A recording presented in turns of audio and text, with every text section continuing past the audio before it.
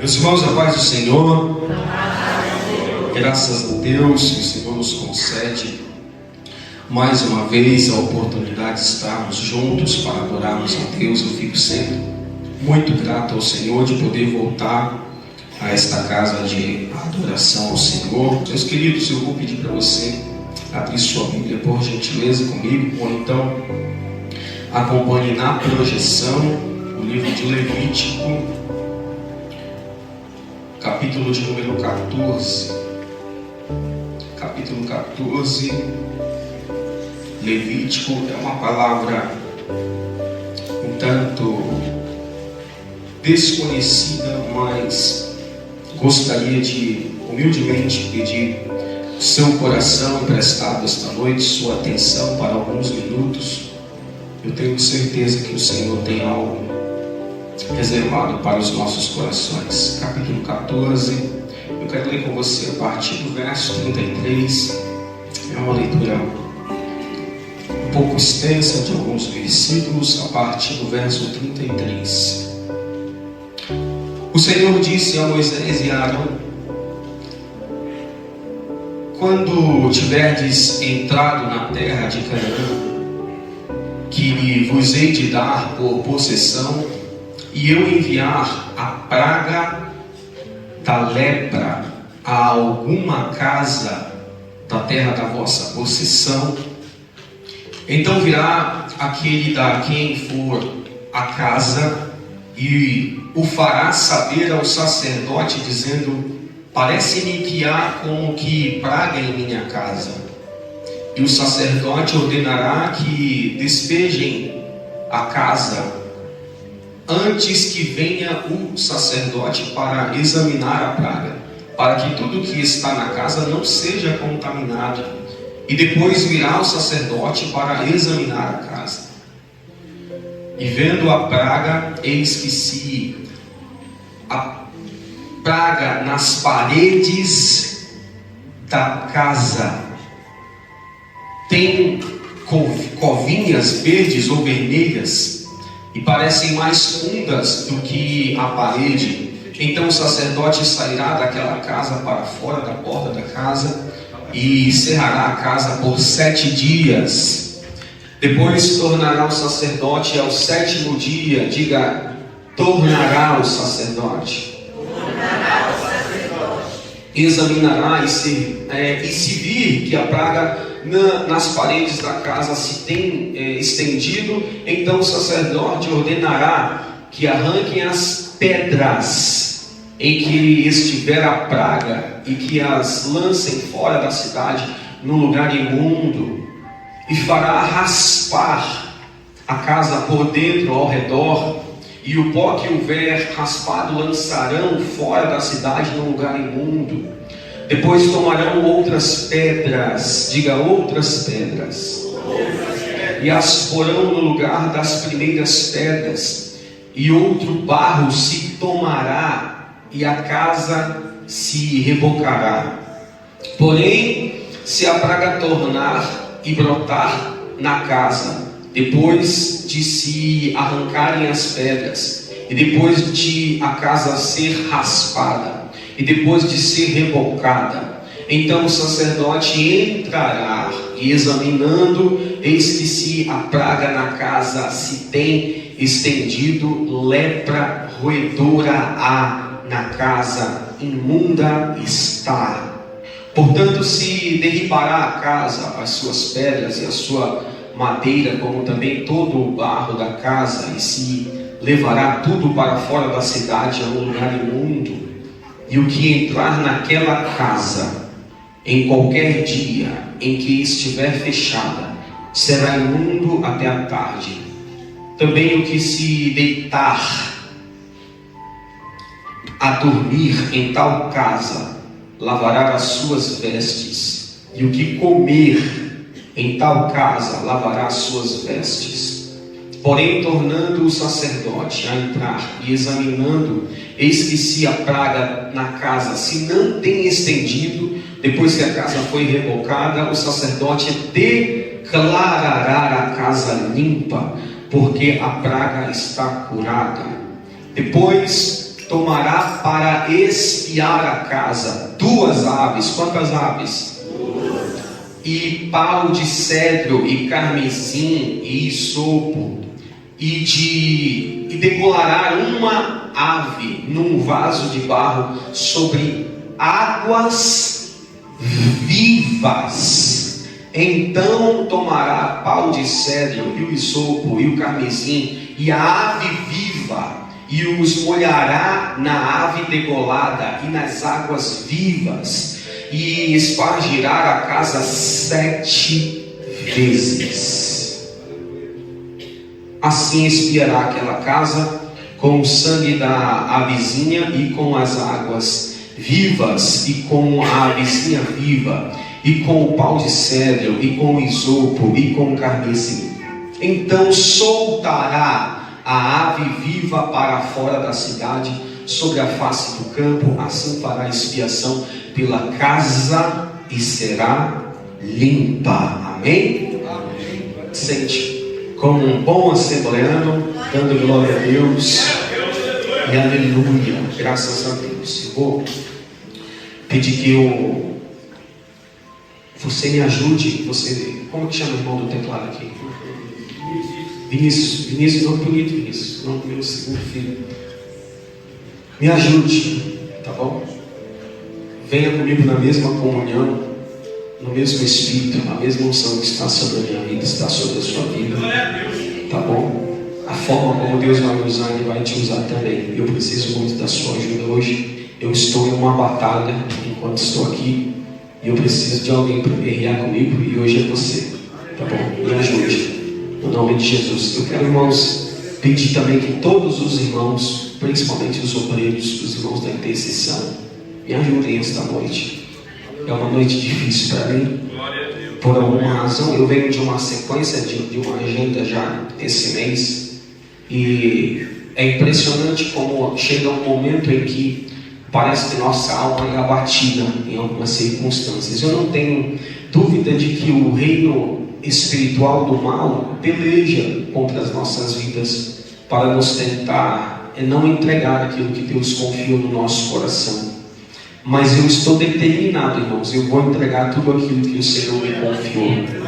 Eu vou entregar no nome de Jesus. Graças a Deus, hoje é uma noite que eu estou na casa entre amigos. Eu não tenho um porquê me preocupar com performance. Eu não tenho porquê me preocupar em pregar bem ou mal, agradar a A ou a B. Eu estou aqui entre família, e eu sou um profeta de Deus nesta noite para o seu coração.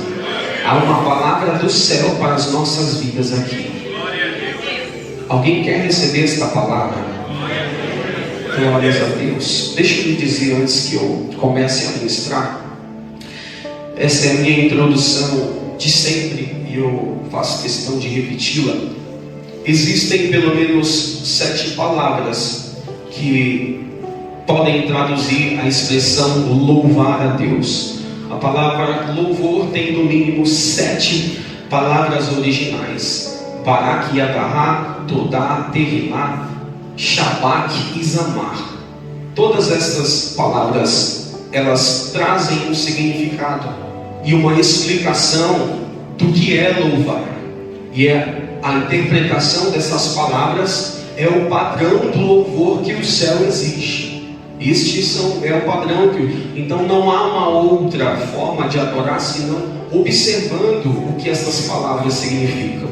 Uma dessas palavras para louvor diz que a tradução é levantar as mãos, porque quando levantamos as mãos é um sinal de que estamos só buscando alguma coisa do céu. E mais do que isso, quando se levantava a mão para louvar, não era em uma posição de receber algo do céu, mas era em uma posição de entregar alguma coisa para os céus. E isso me faz refletir de que o verdadeiro adorador, ele não é aquele que vem para receber alguma coisa de Deus. Ele é aquele que vem para entregar a Deus alguma coisa. Isto é louvar ao Senhor. Uma outra tradução para louvar ao Senhor é bater palmas, porque expressa a alegria da alma. É quando o corpo reage ao que o Espírito já está fazendo do lado de dentro. Isto é louvar ao Senhor. A outra tradução é prostrar-se, fala de rendição, fala de trazer para cá, para o culto, não só o meu corpo, mas render o meu espírito, render os meus pensamentos, é estar aqui de corpo e de mente também, é deixar para amanhã o boleto que eu tenho para pagar e as circunstâncias difíceis, mas estar neste momento integralmente na presença de Deus, rendido, prostrado. Isso é também louvar ao Senhor. Uma outra expressão fala de gritar muito alto, proclamar em alta voz. É a expressão que vem do fundo da alma e a pessoa não consegue conter suas palavras. Quem vai louvar a Deus sempre terá uma palavra para gritar para os céus de gratidão ao Senhor. E aí uma outra, e a que eu mais gosto, ela diz que louvar a Deus é agir de forma ridícula. Olha que coisa maravilhosa. Agir de forma ridícula é o tipo do adorador que não está preocupado com quem está do seu lado, no sentido do que esta pessoa vai pensar se eu chorar, o que esta pessoa vai pensar se eu levantar a mão, e se eu pular, e se eu voltar a falar em línguas altas, o que as pessoas vão pensar. Mas o verdadeiro adorador, ele está adorando de forma ridícula, porque ele não está adorando para homens, ele está preocupado em alcançar o coração daquele que está assentado em um alto e sublime trono. Então não se preocupe se a maquiagem vai borrar, se o cabelo vai assanhar, se a gravata vai vir. Não estamos preocupados com isso. O nosso coração está devotado para adorar ao Senhor nesta noite. E me surpreende que nenhuma das palavras que expressam louvor significa estar calado. Nenhuma palavra expressa o sentido de não fazer nada, nenhuma delas. Olha para quem está do seu lado, veja se ele já fez alguma coisa hoje para louvar ao Senhor. Isso, olha bem desconfiado para ele, vê se ele está com cara que está preocupado com o que as pessoas estão pensando ou veio para adorar. Se veio para adorar, alguma coisa já saiu dos lábios dele. Se veio para adorar, em algum momento já levantou a mão. Se veio para adorar, em algum momento ele já até te assustou com um grito bem alto, igual aquele irmão lá. Eu vou levar esse irmão para pregar comigo em algum lugar, meu Deus, só para assustar os irmãos. É verdade, irmão, é bom porque a gente volta para o lugar onde só a presença de Deus importa, para o lugar onde só o culto ao Senhor merece toda a nossa entrega e a nossa adoração. Este texto ele vai falar de uma das funções mais difíceis de um sacerdote.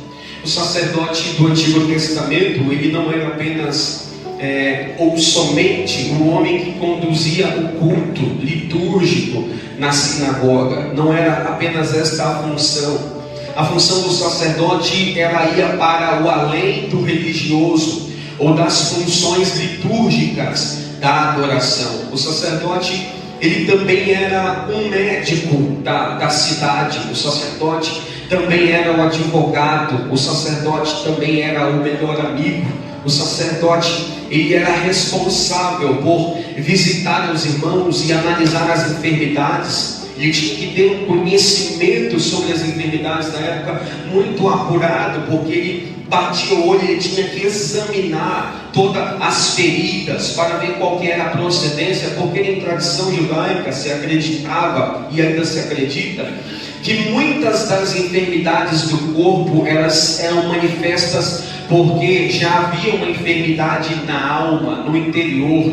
Muito especificamente, a questão da lepra que nós lemos aqui, ela tinha essa perspectiva na visão do sacerdote quando ele ia investigar o corpo de alguém que estava com a lepra. Ele queria saber se aquilo tinha uma conotação espiritual ou se era apenas uma enfermidade do corpo. Ele não trazia para o isolamento qualquer enfermidade, e até a palavra lepra era um termo muito genérico usado para muitas enfermidades. E geralmente para as enfermidades que vinham do interior, do coração, aquelas que tinham uma motivação espiritual, eram chamadas de lepra. Também eram chamadas de lepra as enfermidades infecciosas, aquelas que passavam de uma para outra pessoa. Talvez se houvesse catapora naquela época, era considerada lepra, sarampo. Talvez até qualquer enfermidade que se passasse de forma contagiosa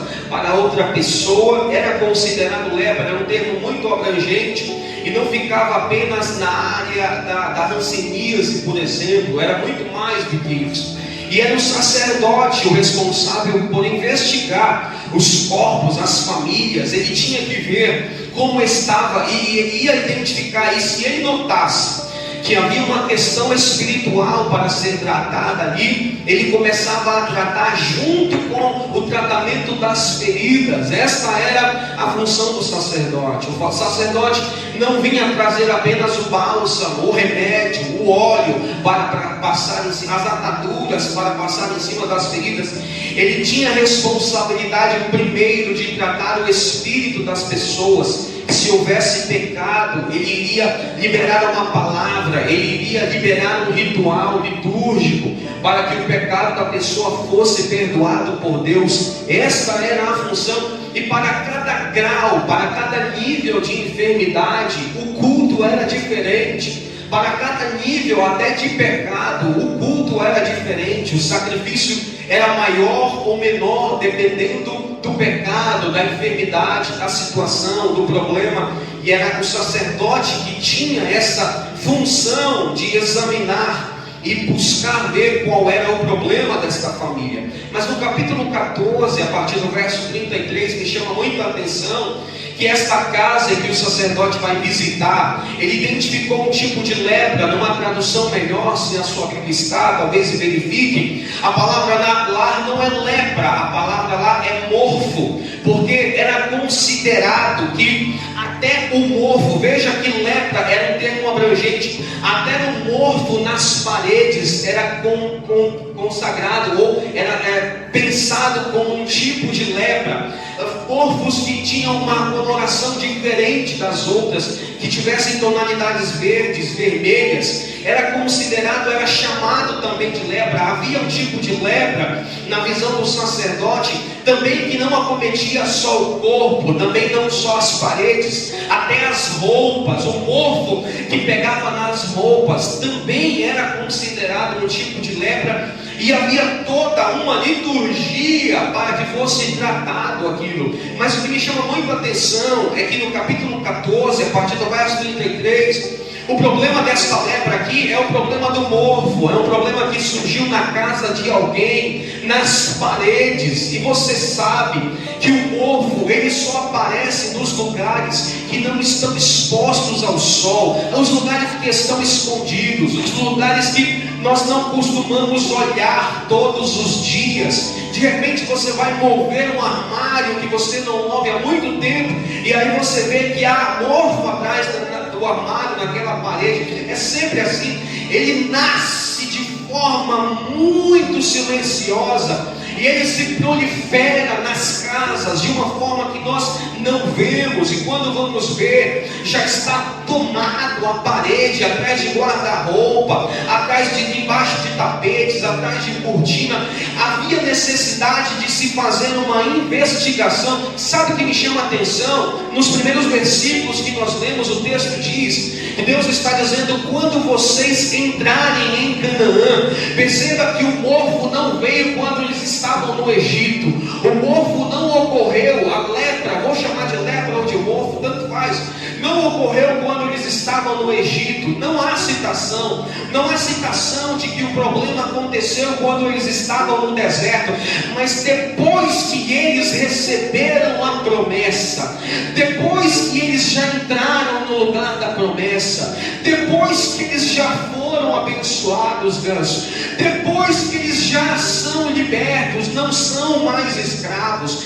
Não é no tempo da escravidão que o mofo se apresentou. Não foi no tempo da peregrinação que o mofo se apresentou. Foi no tempo da prosperidade. Foi no tempo quando tudo estava bem. Foi quando as promessas se cumpriram. Foi quando o deserto havia ficado para trás. Se instalou um problema de ordem espiritual na casa dos crentes. E sabe o que me chama a atenção? O texto vai dizer que é o dono da casa que se apresenta ao sacerdote. Ele diz assim: eu estou desconfiado de que uma lepra está invadindo a minha casa. Ninguém de fora precisou notar, ninguém apontou no dedo, não foi. Foi o dono da casa. Não foi o pastor que foi lá intrometido e disse: aqui tem um problema. Não, foi o dono da casa. Fala de alguém que está disposto a confessar que precisa resolver algum problema dentro de casa. É alguém que não está tentando esconder alguns problemas de ordem espiritual, sim, que se instalaram. E deixa eu te dizer uma coisa: esses problemas começaram a impedir os donos da casa de viver uma vida genuína na presença de Deus. Por quê? Porque a Bíblia diz que quando se percebia o óbvio, chamava-se o sacerdote interditava a casa por 7 dias. Ninguém podia mais entrar na casa. 3 coisas aconteciam. Primeiro, ninguém podia entrar na casa. Segundo, ninguém podia comer na casa. Terceiro, ninguém podia dormir, deitar-se dentro da casa. Perceba que há uma evolução na intimidade. Uma coisa é entrar na casa, outra coisa e mais íntimo é sentar na mesa. E uma coisa mais íntima e mais profunda ainda é deitar-se na cama, é dormir. Porque sai da porta, passou da sala, já passou da cozinha onde está a mesa, e agora é o lugar de mais intimidade da casa, é o quarto. Ninguém pode. Perceba que o problema do povo, ele é crescente. Ele não está apenas limitado à entrada da casa. O problema espiritual que entrou nesta casa, nesta família, ele entrou pelas portas, ele invadiu a cozinha e ele se estendeu até o quarto, ao ponto de que não havia mais solução para aquela casa. A casa estava toda envolvida com um problema de origem espiritual. E eu estou falando de um problema espiritual que aconteceu na casa de alguém que é crente, na casa de alguém que já saiu do Egito, na casa de alguém que já passou pelos desertos da vida, na casa de alguém que conhece a lei de Deus, na casa de alguém que já experimentou o maná, na casa de alguém que viu o mar se abrir, na casa de alguém que tinha pelas manhãs na sua mesa o maná que vinha do céu,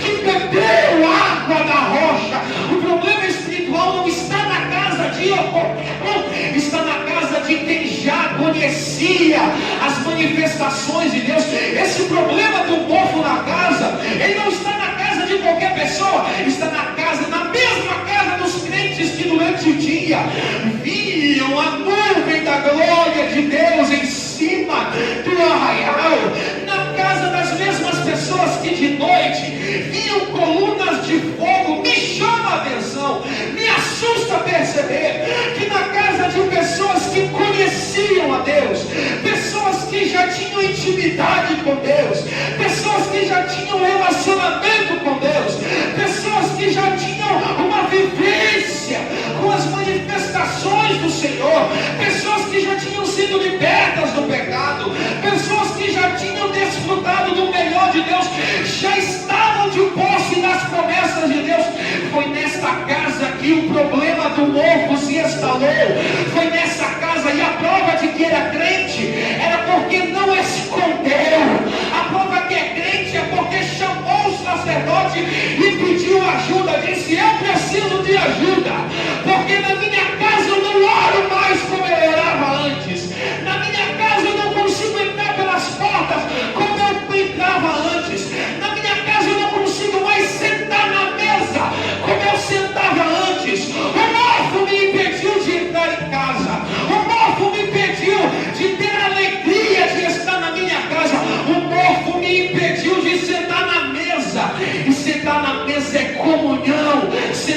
mesa é olhar nos olhos. Sentar na mesa é dividir o pão. Sentar na mesa é compartilhar o pouco e o muito. Alguém, uma família estava comprometida. Uma família de crentes estavam comprometidos, porque não tinha mais liberdade. Entrar na casa é um sinal de liberdade. É quando se perde liberdade dentro do próprio lar. Nós não conversamos mais sobre qualquer assunto. Nós não falamos com a esposa sobre nossas guerras, sobre nossas batalhas. Nós não conseguimos mais abrir com os nossos pais, com os nossos filhos, que temos problemas interiores, que estão nos tirando da casa, que estão nos tirando da comunhão. É quando nós não conseguimos mais dividir as dores, quando nós não...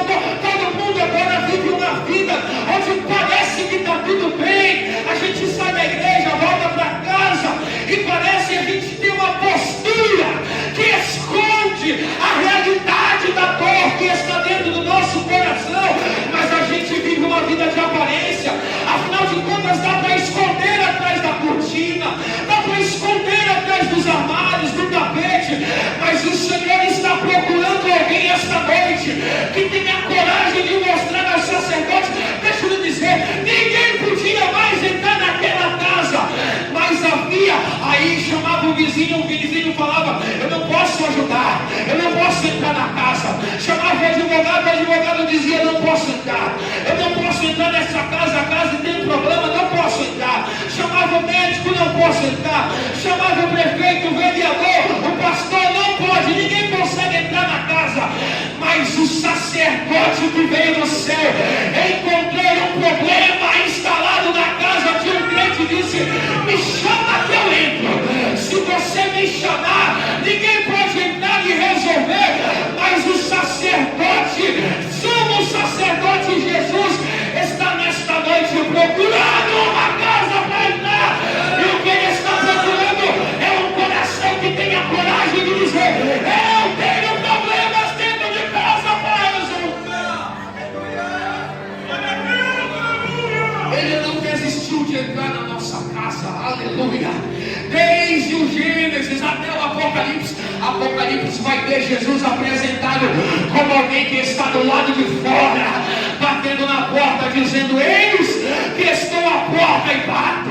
Se você resolver abrir a sua casa, eu vou entrar com você. Olha o que ele vai falar, eu vou sentar na mesa com você, eu vou cear com você, você vai cear comigo, mas eu preciso que você abra a porta, seja sincero, eu preciso que você olhe para o problema e queira. Deixa eu lhe dizer uma coisa, o sacerdote Jesus, quando ele chega numa casa com mofo, a ideia do sacerdote não é apresentar para difamar, não é mostrar para denegrir, não é mostrar para diminuir o dono da casa.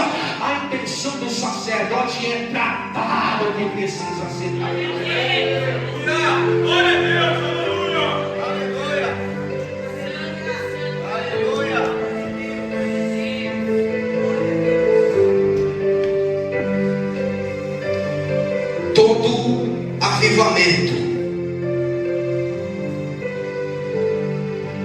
Todo avivamento, na Bíblia começou dentro de uma casa.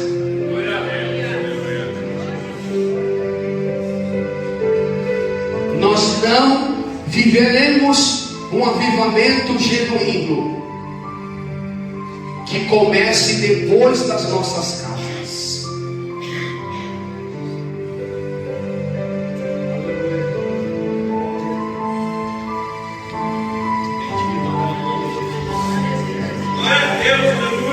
Difícil, irmãos. Não dá para a gente entrar no culto e ficar questionando: cadê os batismos com o Espírito Santo? Cadê as curas divinas? Cadê o fogo da Assembleia de Deus? Quando na verdade o problema não começou aqui.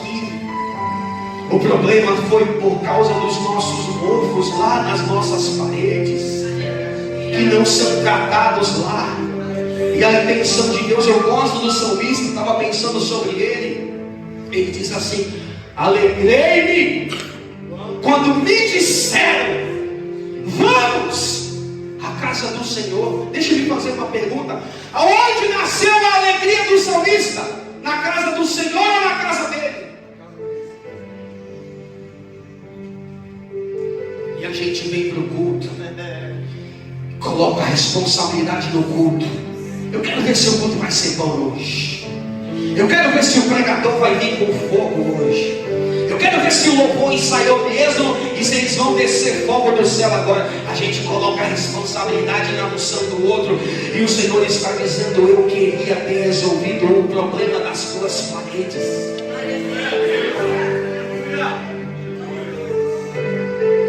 Nosso problema em avivamento é porque nós saímos do lugar secreto. Não entramos mais no nosso lugar secreto. Fecha a tua porta. Ora ao teu Pai que te vê em secreto. E deixa eu lhe dizer uma coisa. E eu falo isso com a minha alma.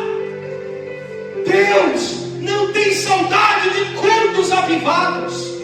Deus não tem saudade de congressos exclusivos.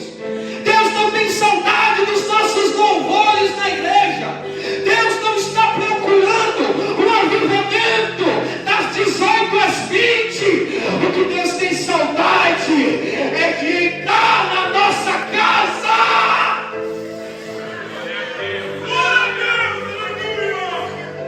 Nosso Jesus é um Jesus de intimidade.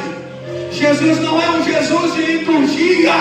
O Espírito Santo não é um Deus que trabalha enquanto nossa reunião aqui ela está rolando. Não, não. O nosso Jesus é um Jesus de relacionamento. O nosso Jesus, e o que Jesus tem saudade é da nossa oração, da nossa devoção.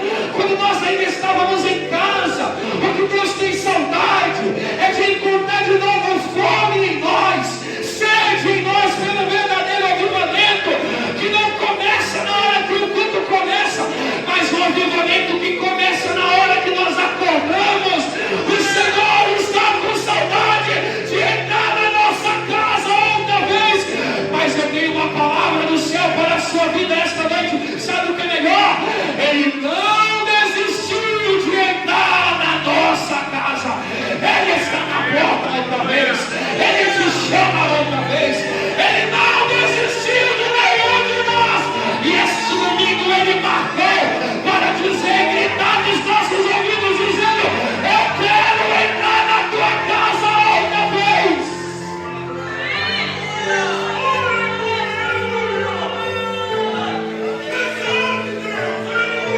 Os grandes milagres de Jesus aconteceram dentro de uma casa. Era pelo telhado que descia alguém parado, saía andando.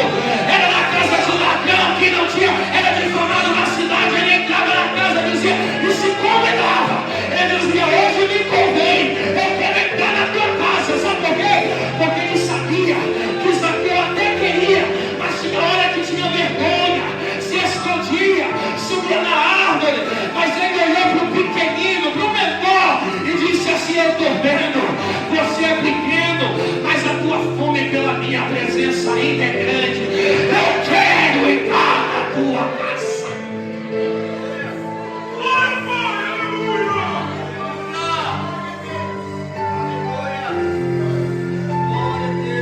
É preciso mostrar as paredes. É preciso revelar o que está oculto.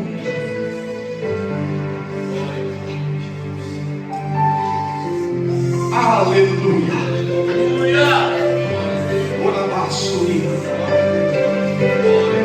É preciso revelar as paredes. É preciso remover os armários. É preciso remover as cortinas. É preciso tirar o tapete. Aleluia. E é ruim, é desconfortável, é desagradável. Mas a preocupação de Jesus não é reparar para condenar, a intenção de Jesus é reparar para tratar.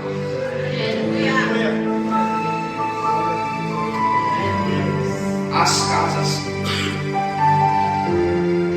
feitas de pedras de mais ou menos 40 a 50 centímetros, pedras maciças. E o mofo nascia nas pedras, nascia em lugares que nós olhamos e pensávamos: é rígido, está forte, não tem problema, é uma estrutura forte, é uma estrutura rígida, não preciso dar muita atenção, está tudo bem, não tem nada a ver, é desse jeito, isso não vai impedir o meu culto, é rígido, isso não vai tirar a minha comunhão, isso não vai impedir. Mas o mofo nascia lá, o sacerdote vinha, mandava retirar a pedra, rebocava ao redor, raspava, diz a palavra, e a palavra raspar ali, ela exige um desconforto na tradução. Além de tirar, deixar um buraco lá, ele raspava ao redor, um reboco de barro, tirando todo o resquício, tirando qualquer coisa que poderia ter ficado para trás. Tirava. E sabe o que a gente pensa? A gente pensa que quando estamos perdendo, deixa eu te dizer uma coisa, a mão de Deus é uma mão que dá, mas a mão de Deus também é uma mão que tira.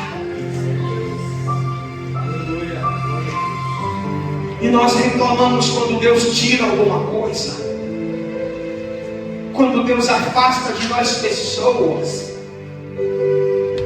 quando Deus tira da nossa vida algumas coisas que nós pensávamos, está tudo bem, mas o Senhor tira para o nosso bem. Deus está falando com alguém. Se Ele tirou, é porque havia um problema ali, e Ele tem o compromisso de sarar a nossa casa, porque Ele deseja retrazer um verdadeiro avivamento outra vez.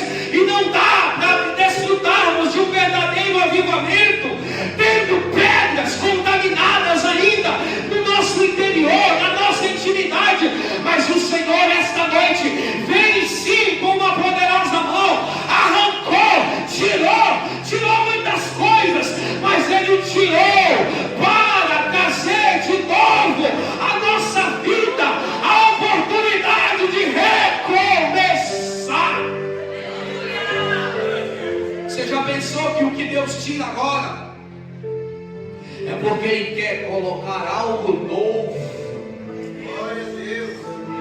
Aí o sacerdote vai, pega outra pedra, diz o texto, coloca no lugar. Pedra é a estrutura, porque tirou o ovo, mas ficou uma brecha lá. Tirou o ovo, mas ficou uma legalidade. Tirou a pedra, mas ficou um buraco. O sacerdote vinha, trazia uma pedra nova, colocava no lugar, na mesma medida, colocava no lugar, rebocava a parede de novo. Sabe o que é isso? É Deus renovando as nossas estruturas. Ele tem um compromisso em renovar nossas estruturas. Ele tem compromisso de resolver e trazer solução ao ponto de que não fique mais brechas, de que não fique mais problemas, de que não fique mais legalidades.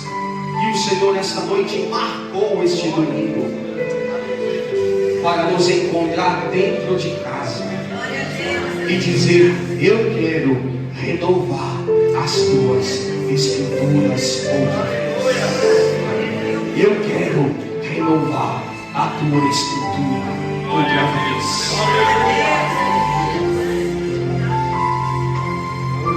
E aí, agora eu estou encerrando. Olha esse culto. Depois que ele reformou a casa, Antes de entrar os moradores, ele disse: vamos fazer um culto aqui. Olha esse culto. 2 pombas com 2 rolinhas, uma bacia de água. Sabe o que eu amo? O texto diz: águas vivas. Você lembra de alguma coisa? Glória a Deus. Aleluia. Águas vivas. Aleluia. A bacia de barro, mas a água é viva. Glória a Deus. A bacia é vulnerável, mas a água é viva. Glória a Deus. Aleluia, glória a Deus. Aleluia. Glória a Deus. Porque você se vê tão pequeno, porque você entrou aqui se julgando tão imerecedor. O meu Deus te trouxe aqui esta noite para dizer: realmente teu vaso é de barro, mas a água que eu tenho reservada para você é viva. Oh, glória a Deus. Oh, aleluia, glória a Deus. Oh, glórias a Jesus. Aleluia. O Senhor não vai nos deixar nesta geração com culto monótono, com culto onde as virtudes de Deus não se manifestam mais. Ainda há uma fonte brotada, ainda há uma fonte que jorra, e esta fonte veio para saciar a nossa sede. Esta fonte veio para mudar o estado da nossa vida, da nossa casa, da nossa intimidade com Deus. E Ele vai começar mudando, trazendo água outra vez. Para quem tem sede, Ele tem água. Para quem tem sede, Ele tem água.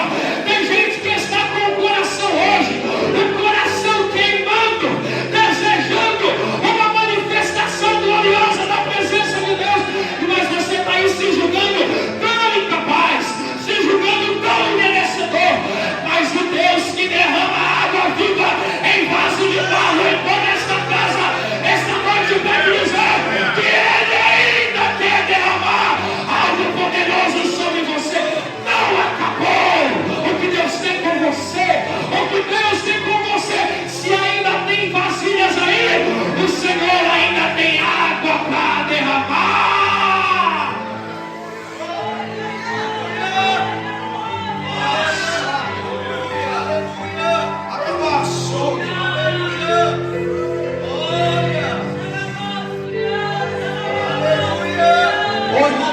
Decidido, eu não vou virar um pregador coach, não vou.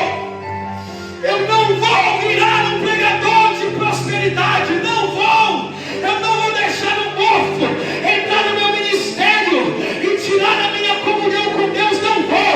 Eu não vou entrar num culto de domingo achando que é desse jeito mesmo, achando que acabou o culto eu vou embora, achando que Deus não se move mais. Eu não vou. Eu me recuso a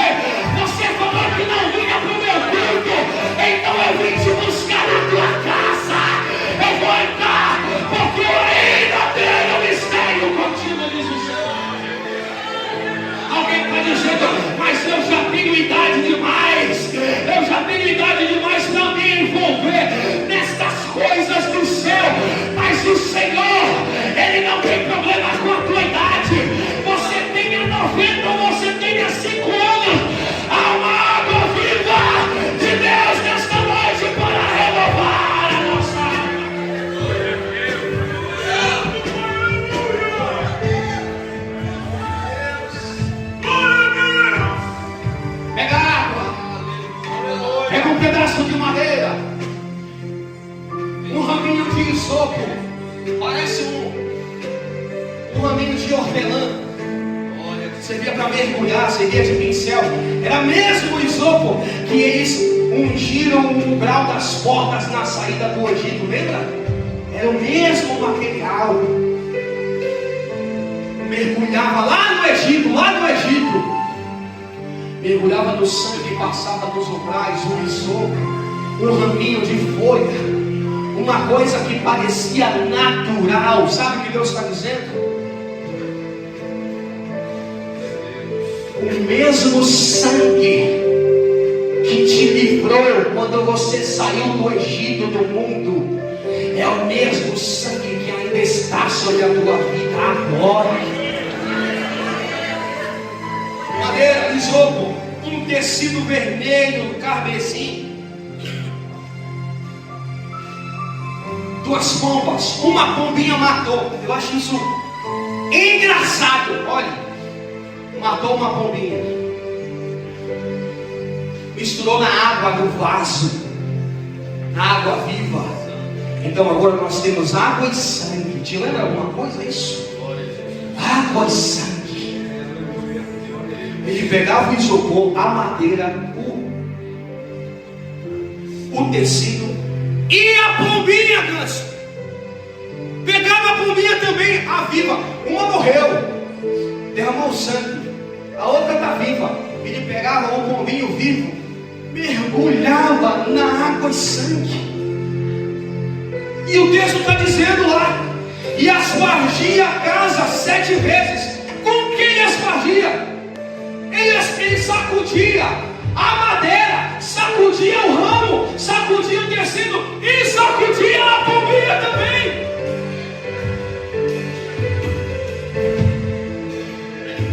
Pegava a pombinha toda suja de sangue 7 vezes. Depois ia para fora, obrigado pelo seu serviço, liberava a pombinha toda ensanguentada, voava, ia embora, diz a Bíblia. A pombinha que morreu e derramou seu sangue é símbolo do Jesus crucificado. A pombinha que ficou viva, mas suja de sangue, é símbolo do Jesus ressuscitado.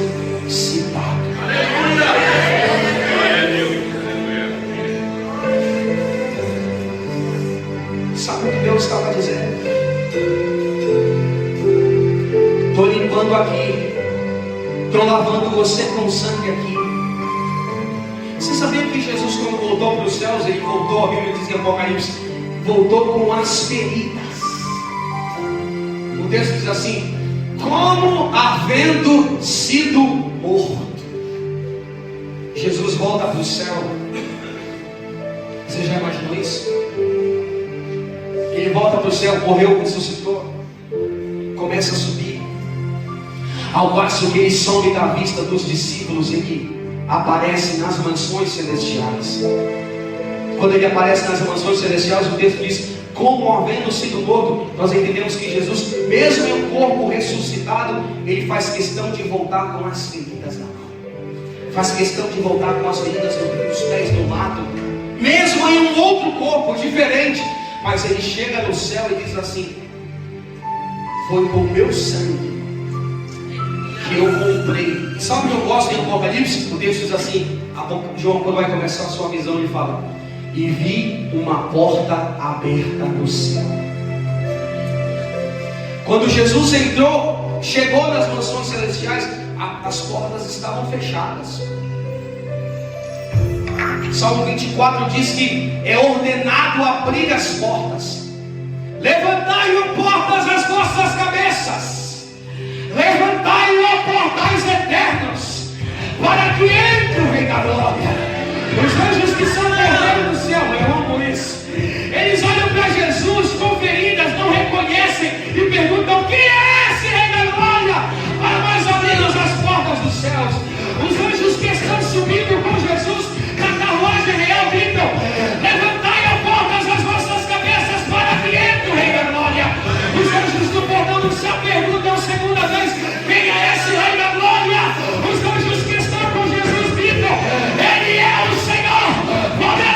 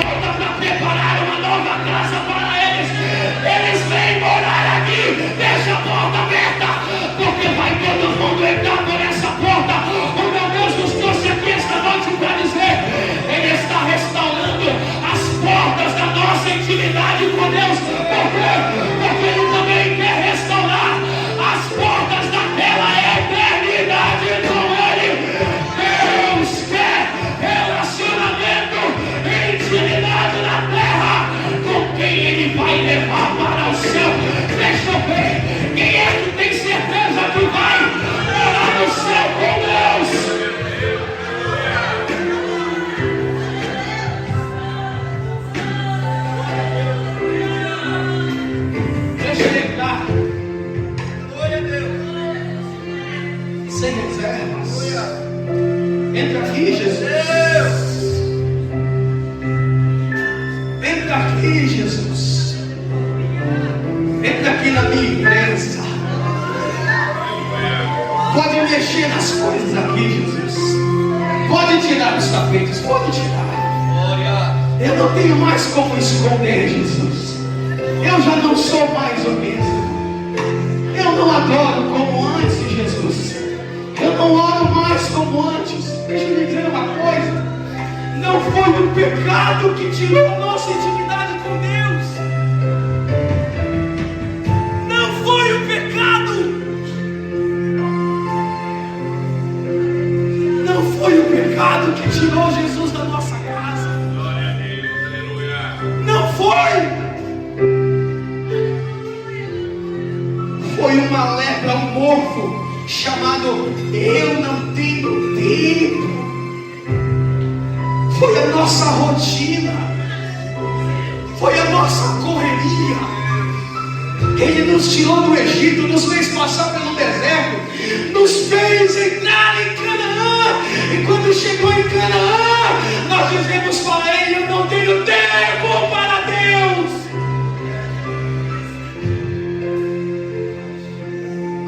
Foi a nossa correria, em nome de prosperar, em nome de ajudar, em nome de conseguir um bom trabalho, em nome de conseguir uma boa posição, em nome de terminar a faculdade. Nós fomos preenchendo o nosso tempo com tantas coisas, e já não tinha mais espaço para Deus, não havia mais espaço para intimidade. Mas o dono da casa resolveu marcar esse culto para dizer: eu ainda mando nessa casa, eu ainda quero a tua vida, eu não abro mão daquilo que eu glória, eu não abro mão do chamado que tenho contigo. Já se passou muitos anos e eu dei tempo para você, eu dei tempo para os teus filhos crescerem, eu dei tempo para você prosperar, eu dei tempo que você pediu, mas agora eu estou requerendo aquilo que é meu. Eu quero intimidade outra vez.